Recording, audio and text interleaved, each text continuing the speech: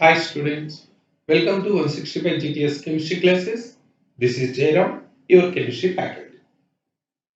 In this class, let me explain the modern concepts of atomic models. Previously, we completed the discussion on Bohr's concept and its application and how it explains the hydrogen spectrum, what are different concepts related to the competitive exams, how they are asking the questions and how to answer. All these we complete in last class. Now, this is a different approach. Here, I think most of you are not familiar with this one, even though you are having the foundation course, because these topics, unless otherwise, if you are covering almost all the 11th class syllabus in foundation, you are unable to touch with these concepts. They are nothing but modern concepts of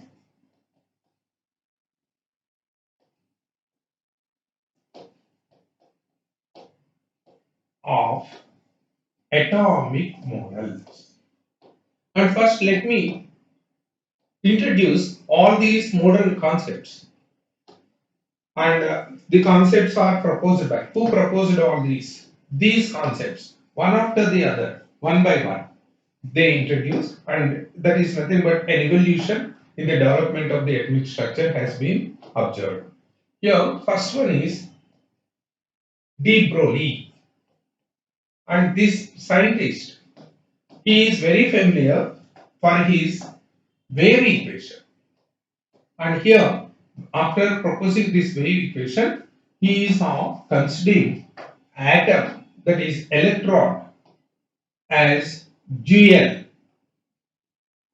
in its nature. Dual nature of electron has been explained. And just you remember this de Broglie wave equation and his assumption for the dual nature of dual nature. This is dual means two types of nature. And what are yes, what are that? In which manner this dual nature is observed? All these we will discuss. No doubt. And dual nature of electron. All these are in according to it is ultimately it supports Bohr's theory, supporting Bohr's concept. Ultimately, you can observe that similarity, that is synchronizing or in agreeing with Bohr's concept, you can observe in his conclusion. And the second scientist who is involved in this modern concept is Heisenberg. Heisenberg is very familiar for his uncertainty principle. It is Heisenberg uncertainty principle. Almost all you can observe that with this uncertainty principle, he is criticizing Bohr's concept. That's fine. Simply we can say that it is in contra. Contra means controversial to Bohr's concept. It is not supporting. It is questioning the Bohr's concept. How it is possible? Some few questions he asked. How you are giving this type of concept when the other theory is supporting or they are opposing these conclusions? Like that, he is giving some sort of a controversial. That is nothing but controversial means it is simply we can say that it is not supporting. It is questioning or criticizing Bohr's concept. Clear? Or simply you can say that he is asking some more clarity in Bohr's assumptions. And third one, that that is nothing but his criticism has been suppressed by another person who supports Bohr's concept, and it is nothing but Schrödinger. Schrödinger, he is also very familiar for wave equation, but this is nothing but this wave equation by Schrödinger has been developed by from quantum mechanics. From quantum mechanics, unlike that of mechanical, or that is classical theories, quantum mechanics. And from this quantum theory, when he is explaining this wave nature or the assumptions proposed by Bohr is of using probability, the word probability. And from this probability, we are considering probability distribution, or simply we can say from this probability, he is able to draw the concept, that is the radius of different orbits, from probability radial probability curves. Radial probability curves. Probability curves. He is very familiar for this, and not only this one. Surprisingly, he is the person who is out giving the concept of orbital. And when it is orbital, he is also major role has been played by this Schrödinger in proposing the quantum numbers. So all these are simply why I am giving all this is nothing but it is the evolution in developing the structure of the atom, one after the other. The total structure has not been established in a single day or in a month. Years together, they worked on this. And one by one, whenever they are proposing, at that time, some people may accept. But after some other studies, immediately they are questioning. They are raising their doubts.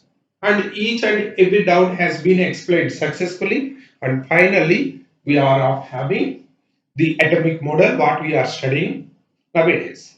But in that evolution, in that developing the structure, after Bohr's concept, here are the modern concepts that are helpful in establishing the structure of the atom. Of them, de Broglie wave equation. It is nothing but he is proposing the wave equation, but immediately he is applying that one by considering the GL nature of electron.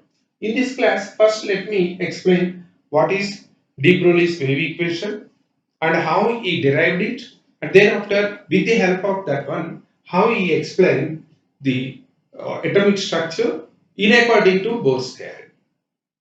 Clear? And after this, we will discuss thereafter Heisenberg uncertainty principle. When de Broglie is proposing this, all these derivations, and he showed that is nothing but the evidences for the support of the Bohr's theory, Heisenberg again raises some questions. How it is possible to find the position and the velocity or momentum of electron at the same time? That is, as per classical theory, he is raising some objections. That is another study.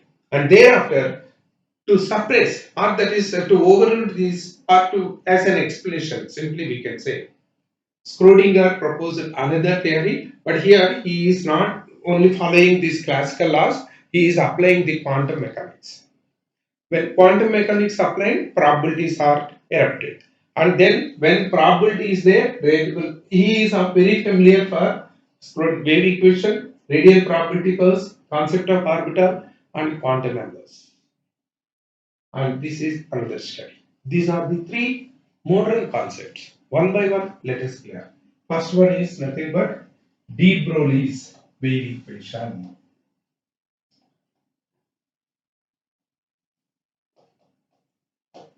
Wave equation. And before going to this, first of all, we have to understand the radiation. That is nothing but the light. The nature of the light. Actually, radiation, electromagnetic radiation, is supposed to have GL nature. GL nature. That is GL nature of radiation. We can observe. What is the GL nature? GL is nothing but double nature. Two types of natures. And here, for the radiation, the two types of natures are nothing but one is wave nature. So many questions, theoretical questions, unless otherwise you are able to understand this concept, you can't answer the question. What they are asking for based on the concept, on the developments. Clear? Wave nature. And the second one is nothing but particle nature.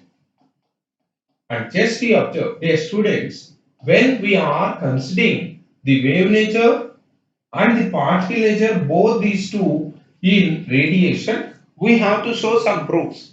What are the characteristic features that are supporting the wave nature of the radiation, that is light, and what are the other characteristic or other experiments which are proving the particle nature of the light or radiation. Thereafter, where they can behave as wave and in which condition they are behaving as particles. We have to study this one. Just you observe wave nature. This has been proposed by wave theory. As per this wave theory, light or radiation propagates. Here you underline this word. Radiation propagates. That it moves. Propagation means moving. In the form of wave. In the form of waves. This theory from wave theory. Now what are the supports? Simply, three characteristic features you can observe in light. That is nothing but one is interference. And the second one is nothing but polarization. Polarization of light. And third one is nothing but diffraction. All these three characteristic features support for the wave nature of the light. Interference, polarization of the light, and diffractions. Now, particle nature. Particle nature is as per corpuscular theory. Corpuscular theory. Radiation is having particle nature. And what are the supports? Simply, two supports are there. One is nothing but energy packets. Both these two proposing energy packets, that is nothing but quantum theory. Quantum theory, where the energy packets are considered as quanta. And the other one is immediately after quantum theory, it is photoelectric effect. This photoelectric effect, here also energy packets are there, but the difference is in case of photoelectric effect, the energy packets are considered as photons. Simply, this is photon theory and quantum theory. Both these two are in support to the particle nature of the radiation.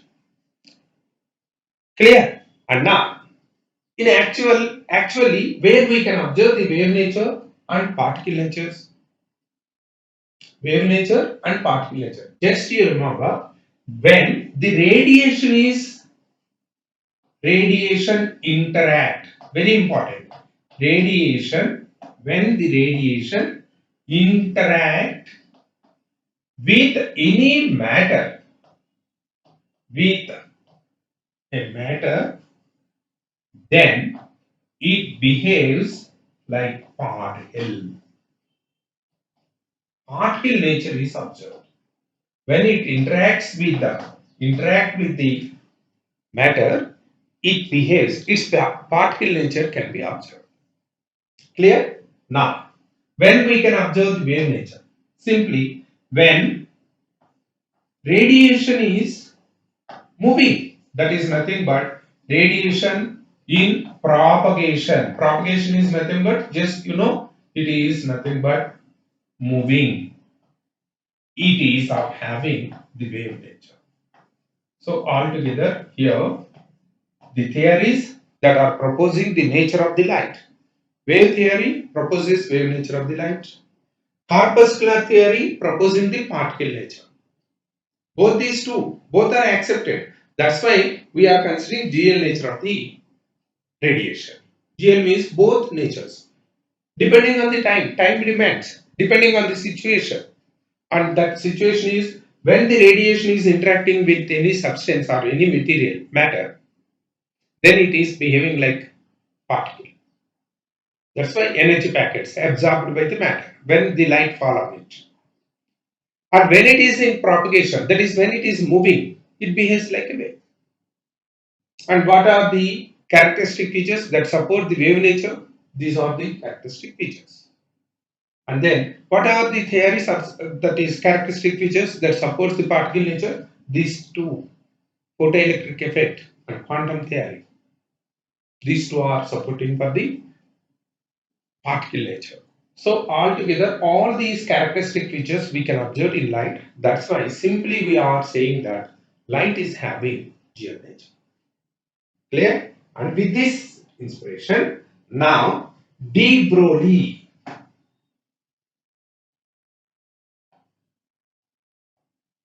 is also observing de Broglie wave equation. In his wave equation, he is now considering the dual nature of electron. The dual nature, like that of the light. Here also, dual nature of electron has been explained. That means simply we can say electrons are also having both wave nature as well as particle nature. Now, what are the supports? First of all, let us go for de Broglie's wave equation.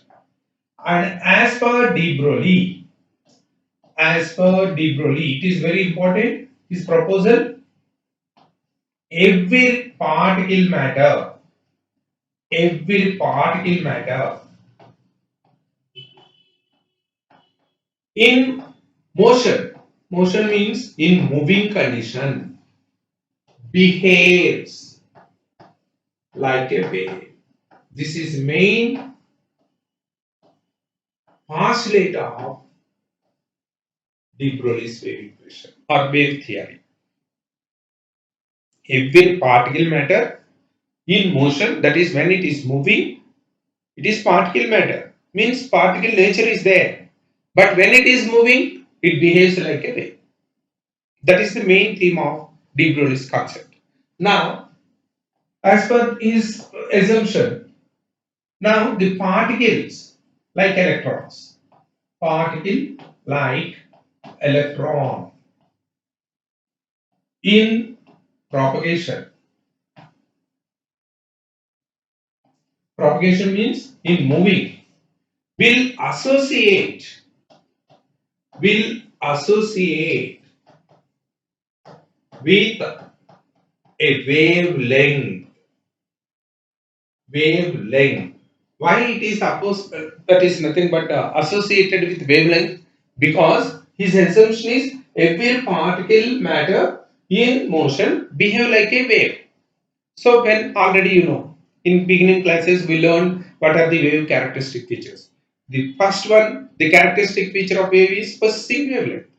So now when electron is propagating, it will associate it with not only electron, particle like electron.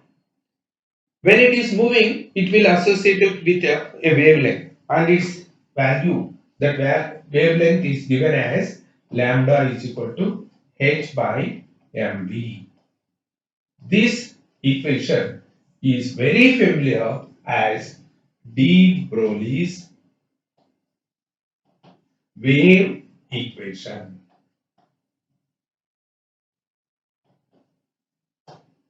Okay, now we are having our doubts. That is nothing but how deliberately he can give that lambda is equal to h by mv. What are the sources from which he is of getting that relation? Scientifically, he has to prove. Is it not? It is simply derived from this. This equation is derived very familiar theories from already accepted theories. One is nothing but quantum theory. As per quantum theory, if you remember, what is the main that is equation for quantum theory? E energy is in the form of packets, energy packets called quantum or energy packets, quanta, and each quantum is associated with energy. That energy is related to frequency and it is equal to h nu. This is equation 1. And if you remember, I think most of you are very familiar with this one. Einstein, not photoelectric effect. Photoelectric effect is also proposed by Einstein, but here what we require is Einstein's mass energy equivalence. How many of you remember this? Mass energy equivalence. How many of you remember this formula? Yes, energy is obtained from mass.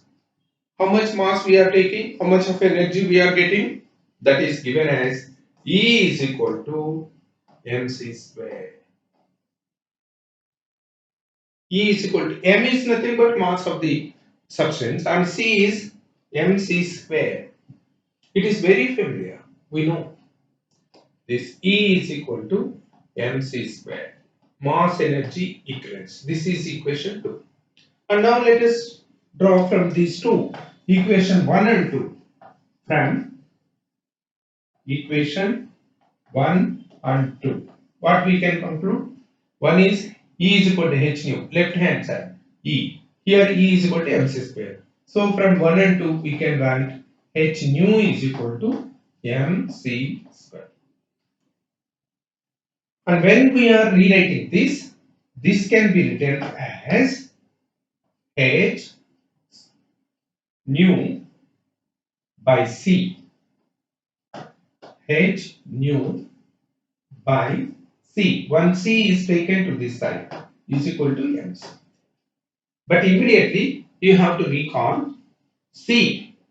Velocity is equal to nu lambda.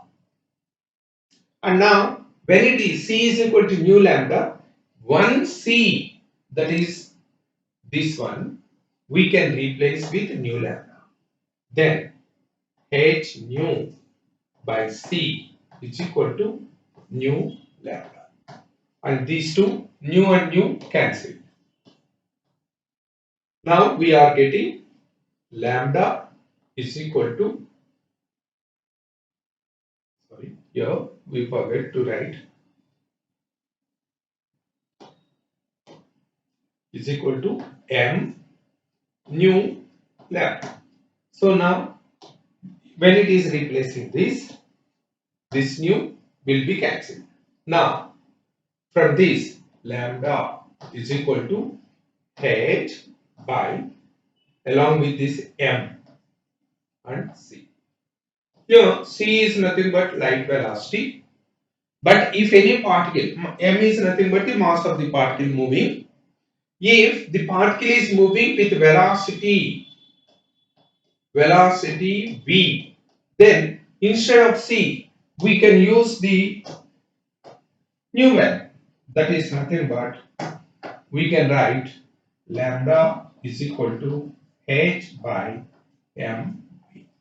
So altogether the source for this equation is both quantum theory and Einstein mass energy equivalence. From these two he derived this equation, and here that lambda is nothing but the wavelength that associated with any particle with mass m moving with a velocity v. Are you clear? This is known as de Broglie's wave equation. After deriving this equation, sorry, after deriving this equation, now he is considering one more concept regarding the electron. Now, when lambda is equal to